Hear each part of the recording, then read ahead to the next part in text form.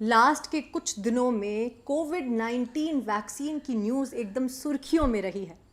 कहीं government of India का claim आया कि 15 अगस्त से पहले पहले हिंदुस्तान वो पहला देश बन जाएगा जो कि कोविड-19 की वैक्सीन को लॉन्च करेगा। और वही बाबा रामदेव की आई कोरोनिल। इस सारे कंफ्यूजन और इस सारी डिबेट में आम आदमी का तो एंड में वही हाल हुआ। क्वेश्चन वही का वही है, आखिर कोविड-19 की वैक्सीन कब आएगी? इस सवाल का जवाब जानने के लिए मैंने एक बहुत ही स्पेशल गेस्ट को इनवाइट किया जो कि हैं डॉक्टर तरुण त्यागी। डॉक्टर तरुण त्यागी मेरे पुराने दोस्त हैं, मेरे पीएचडी में कलीग थे और ये येल स्कूल ऑफ मेडिसिन में पोस्ट डॉक्टरल फेलो हैं और कोविड-19 रिसर्च टीम का हिस्सा हैं। तो आइए सुनते हैं डॉक्टर तरुण त्यागी का वैक्सीन्स के बारे में क्या कहना है।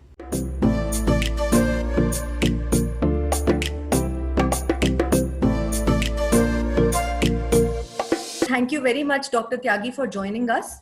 तो इससे पहले कि हम कोविड-19 के संदर्भ में वैक्सीन्स की बात करें, मैं आपसे एक ऐसा सवाल पूछना चाहूंगी जो कि हमारे बहुत सारे व्यूअर्स का क्वेश्चन होगा कि हम सब ये बात सुनते हैं कि वैक्सीन्स अगर आ जाए, कोविड-19 के लिए अगर वैक्सीन आ जाए तो हमारी सारी प्रॉब्लम सॉल्व हो जाएंगी।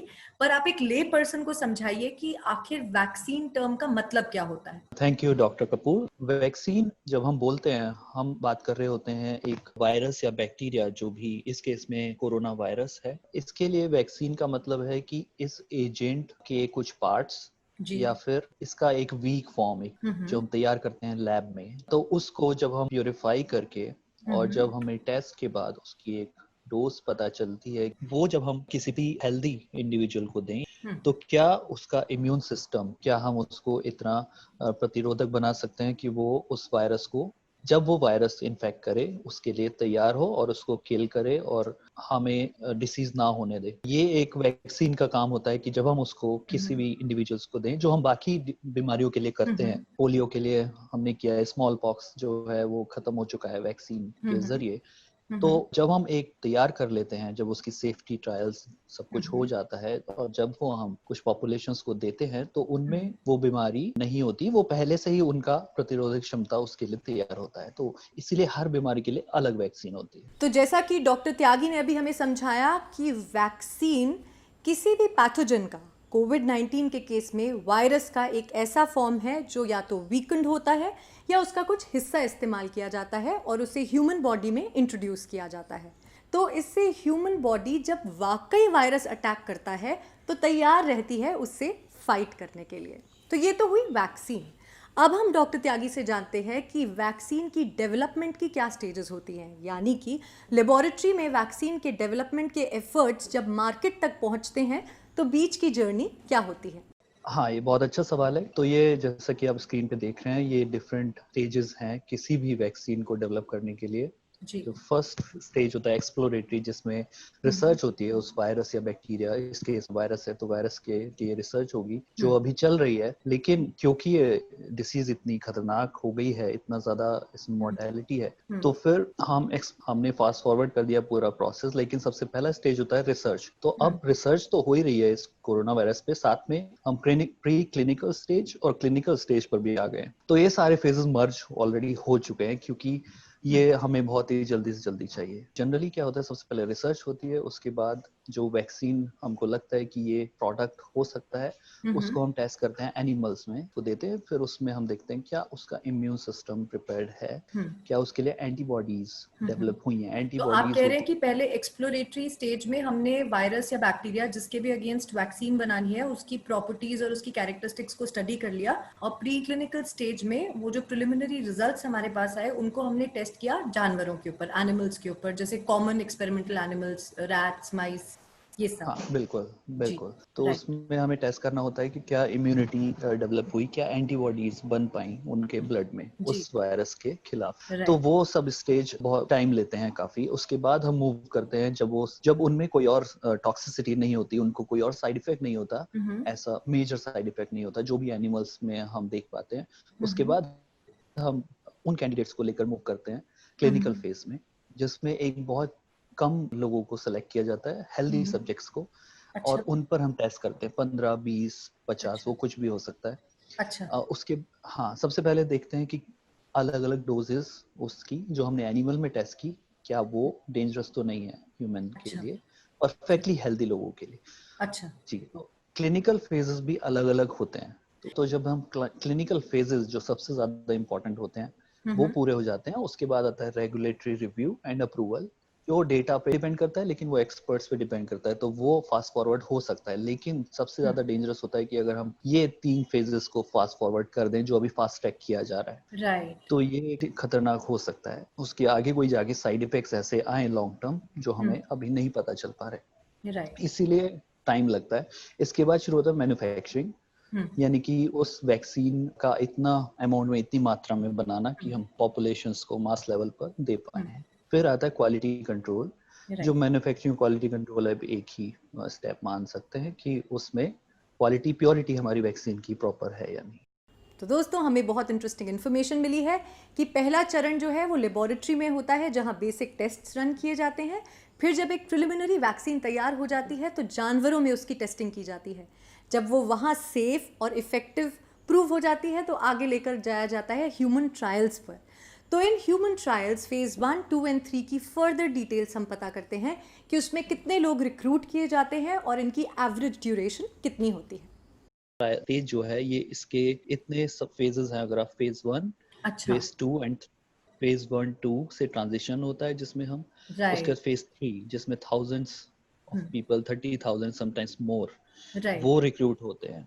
राइट। तो फेज 2 और फेज 1 में एक और डिफरेंस होता है कि फेज 2 में हम एक्चुअल एज ग्रुप जो इफेक्ट हो सकते हैं या जो ज्यादा वल्नरेबल हैं देन परफेक्टली हेल्दी पीपल, उनको हम रिक्रूट करते हैं। तो फेज 1 में हम जनरल टॉक्सिसिटी टेस्ट करते हैं और फेज 2 में टारगेट पॉपुलेशन जिसको हम बोलते हैं उसको लिया जाता है। अब देख सकते हैं डेज और वीक्स फेज 1, बिल्कुल। फेज 2 में वीक्स टू मंथ्स, राइट। और फेज 3 में सेवरल ईयर्स।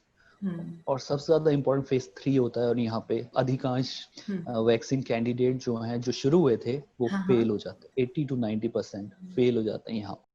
तो डॉक्टर त्यागी ने अभी हमें डिटेल में बताया कि कैसे ये 3 फेजेस होते हैं वैक्सीन डेवलपमेंट के ह्यूमंस में, जिसके बाद यूजुअली अप्रूवल मिल जाता है। पर क्या अप्रूवल मिलने के बाद क्लिनिकल ट्रायल्स फिनिश हो जाती हैं? वेल, नहीं। क्लिनिकल ट्रायल्स का एक 4th फेज भी होता है जिसके बारे में अब डॉक्टर त्यागी हमें बताने वाले हैं। देखो, एक फेज 4 भी होता है इसके बाद, जिसमें अप्रूवल के बाद भी ट्रायल चलता रहता है और डेटा आता रहता है उसका क्या असर हो रहा है। लेकिन फेज 3 के बाद अप्रूवल मिल सकता है वैक्सीन का पॉपुलेशन को टेस्ट करने के लिए। इसलिए 3 फेजेस मिनिमम होते हैं जो हर वैक्सीन को गुजरना पड़ता है उससे कैंडिडेट्स को।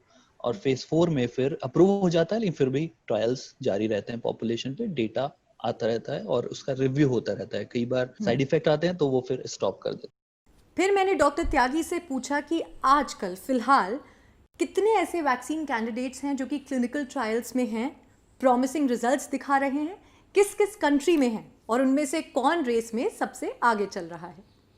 कैंडिडेट्स कितने हैं वो कहना मुश्किल है, क्योंकि बहुत छोटी कंपनीज कई बार काफी गाइडलाइंस को फॉलो ना करके भी वैक्सीन तैयार करना शुरू कर देती हैं। उन चीजों को जो है ज्यादा एक्सेप्ट नहीं करते हैं। मैं अगर नंबर कहूँ तो अराउंड 32 अभी ऐसे कैंडिडेट्स हैं, 32 जो प्री क्लिनिकल और क्लिनिकल दोनों फेजेस में हैं, लेकिन जिनसे उम्मीदें हैं कम्युनिटी को, जिनको लोग आगे देख रहे हैं कि शायद इनमें से कुछ अप्रूव हो, आगे तक जा पाए। उन 32 में से करीब 8 से 10 क्लिनिकल फेज में है, फेज 1 और फेज 2 में है मोस्टली। और एक कैंडिडेट अभी ट्रांजिशन होने वाला है जो है ऑक्सफोर्ड यूनिवर्सिटी की, जो सबसे आगे चल रही है रेस में, AZD1222।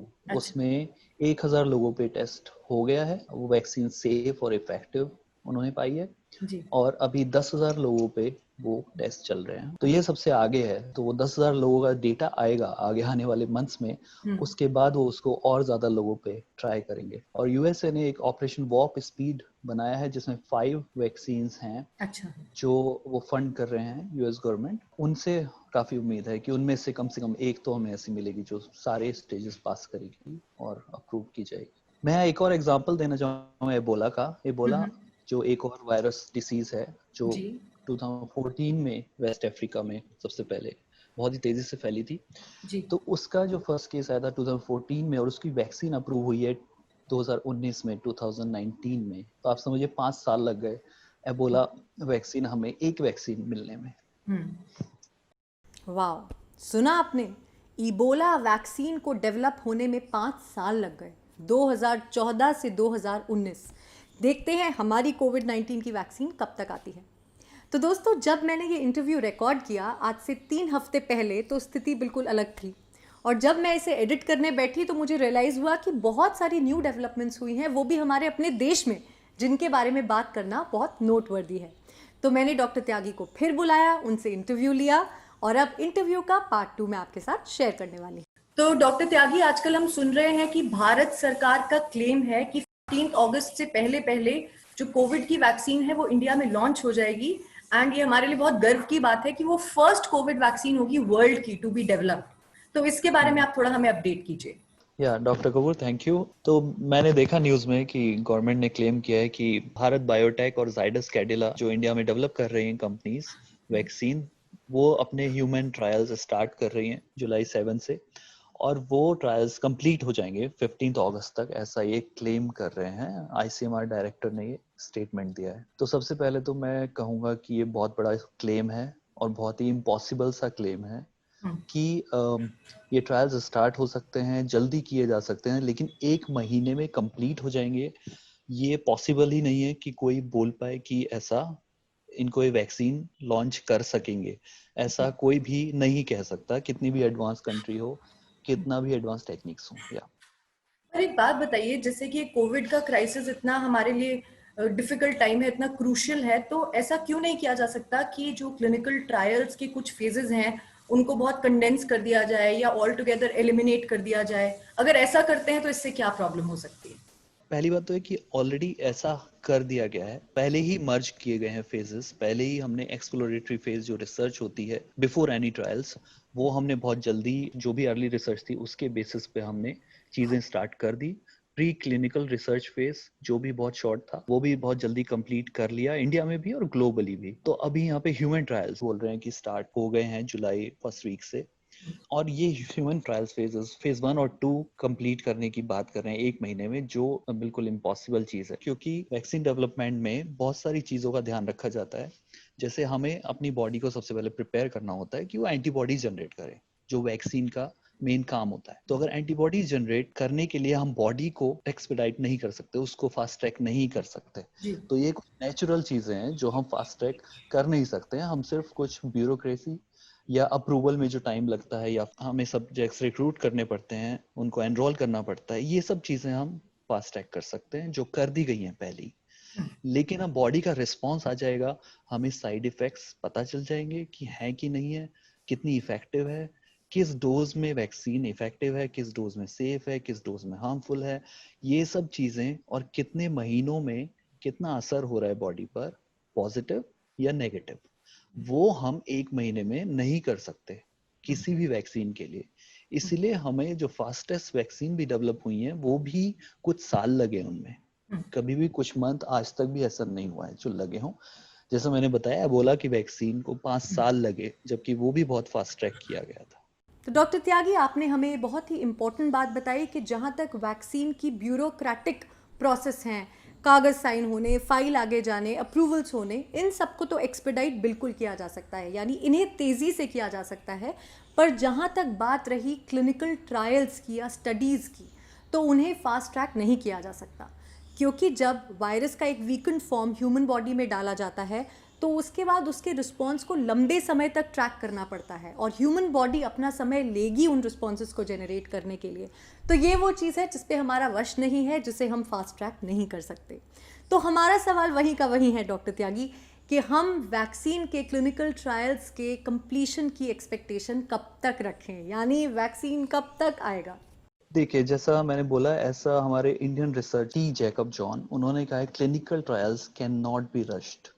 वो इसीलिए कहा गया है कि ये करना ना सिर्फ खतरनाक हो सकता है, बल्कि ये और पहले ही हम काफी चीजें फास्ट ट्रैक कर रहे हैं, उसके बाद अगर हम ये करते हैं तो इसकी इफेक्टिवनेस पे हम कुछ नहीं कह सकते, वो हम कॉम्प्रोमाइज कर रहे हैं। साथ में हम इसकी सेफ्टी भी कॉम्प्रोमाइज कर रहे हैं कि हमें कोई और साइड इफेक्ट हो सकता है जो इस वायरस से भी ज्यादा डेंजरस हो सकता है उस वैक्सीन का, अगर प्रॉपरली टेस्ट करके सही टाइम नहीं दिया गया जैसा कि गाइडलाइंस कहती हैं। मैं एग्जांपल देना चाहूंगा, जैसे पोलियो वैक्सीन जिसको प्रॉपर रिसर्च के बाद डेवलप किया गया, जिसको मास प्रोडक्शन हुआ और उसके फायदा भी हुआ, बेनिफिट हुआ, उसके बाद भी अभी तक भी इतने सालों के, इतने दशकों के बाद भी उसके केसेस आ रहे हैं कि वैक्सीन की वजह से भी पोलियो हो रहा है कुछ केसेस में ग्लोबली। और लास्ट ईयर की रिपोर्ट है कि एक साल में 157 केसेस हुए पोलियो वैक्सीन की वजह से, जो पोलियो हुआ कुछ बच्चों में ग्लोबली। पाकिस्तान में, अफ्रीका में सबसे ज्यादा केसेस थे।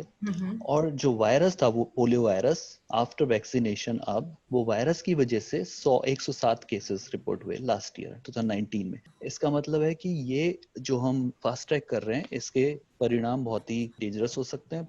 पर सवाल ये उठता है कि जब ये साइंटिफिक फ्रेटर्निटी में इतनी कॉमन नॉलेज है कि वैक्सीन डेवलपमेंट एक लंबा प्रोसेस है, तो ऐसा क्यों हुआ कि आईसीएमआर ने इस क्लेम को सपोर्ट किया कि 15 अगस्त से पहले पहले वैक्सीन लॉन्च हो सकती है? उनको डेफिनेटली ये बात पता है, ये सारी प्रोटोकॉल्स बहुत अच्छे से पता है, वो सब एक्सपर्ट हैं इस चीज में।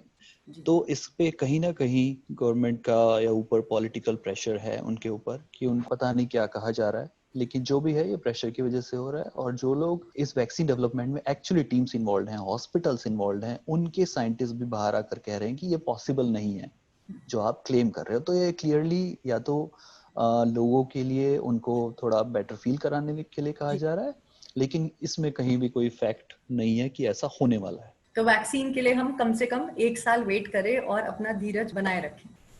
तो ये तो रही वैक्सीन की बात, जिसका मैं दोहराऊंगी 1 साल तक अब हम वेट नहीं कर रहे हैं आपके इंटरव्यू के बाद। पर क्या वैक्सीन्स के अलावा ऐसी कोई और भी दवाइयां हैं जो कि कोविड-19 के लिए सक्सेसफुली डेवलप की जा रही हैं? उनके बारे में प्लीज बात कीजिए। तो एक ड्रग की होप ज्यादा जल्दी है और वो शायद हमें पहले मिलेगी वैक्सीन से। जी, तो हम अपनी प्रेयर चेंज कर लें। अब ड्रग कब आएगी ये बोलना शुरू बिल्कुल। कर दें और अभी वैक्सीन को 1 साल बाद पूछें। Thank you very much doctor Tyagi for sparing your valuable time and sharing your knowledge with us. ये वीडियो हम सभी के लिए बहुत यूजफुल रहा। और मेरे व्यूअर्स, अगर आपको लगता है कि ये कंटेंट आपको पसंद आया और ऐसे वीडियोस आप और भी आगे देखना चाहते हैं, तो इस वीडियो को ज़रूर लाइक कीजिए, कमेंट कीजिए, शेयर कीजिए, और अगर आपने अभी तक नहीं किया तो मेरे चैनल को सब्सक्राइब भी करिए। Don't forget to hit the bell icon, जिससे कि जैसे ही कोई नया वीडियो आए आपको तुरंत पता चल जाए। तो दोस्तों, on this note I wish you a very happy weekend. अब मिलते हैं अगले सैटरडे को। Till then, stay healthy, stay happy and yes, stay tuned. Bye bye.